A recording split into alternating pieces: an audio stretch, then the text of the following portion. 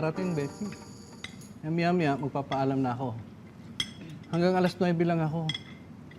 Bawal sa akin na mapuyat. Ako rin, hindi pwede mapuyat. Anemic ako. Ako may high blood.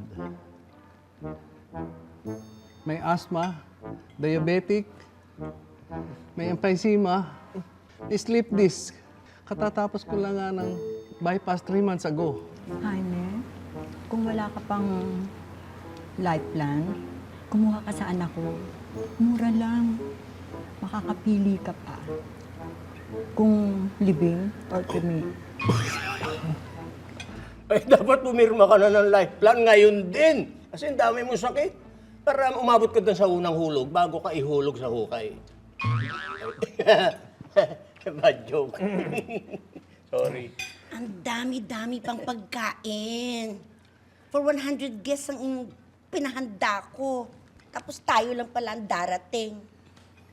Ang hina-hina niyo pa lahat kumain. Alam mo, talagang ganon. Pag tumatanda na tayo, marami nang bawal. Tsaka kailangan conscious na tayo sa mga kinakain natin. Alam mo, dapat nga kinakain natin mga organic fruits, tsaka mga vegetables na lang. Organic.